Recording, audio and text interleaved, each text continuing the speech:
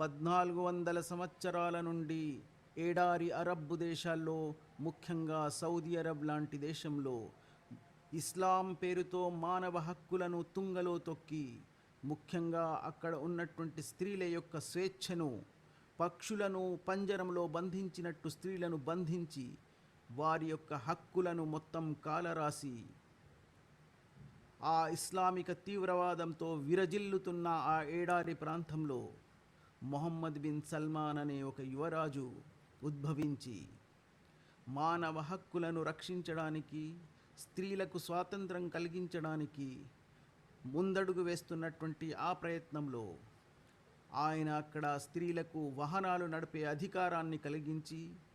స్త్రీలు సైతం విదేశాలకు ఒంటరిగా వెళ్ళగలిగే స్థాయిని తీసుకొచ్చి,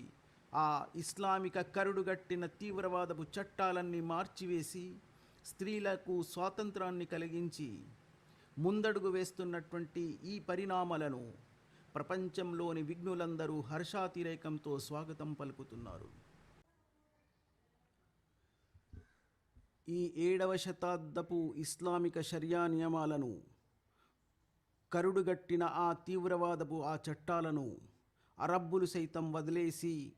ఆధునిక ప్రపంచం వైపు ప్రయాణించడానికి వాళ్ళు చేస్తున్నటువంటి ప్రయత్నంలో భాగంగానే అబుదాబీలో ఒక భవ్య దివ్య మందిరాన్ని నిర్మించి అక్కడ భారతదేశపు ఈ సంస్కృతిని ప్రపంచం మొత్తం మీద వ్యాపింపచేయడానికి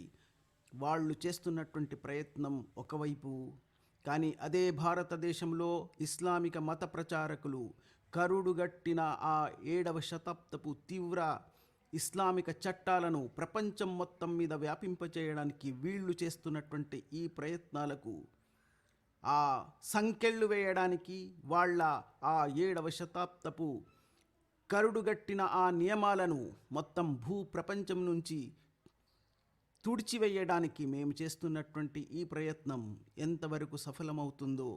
మీ యొక్క సహకారం వల్ల ఇది భవిష్యత్తులో ఎలాంటి గుణకరమైనటువంటి ఫలితాన్ని తీసుకొస్తుందో కాలమే నిర్ణయించాలి. అప్పటి వరకు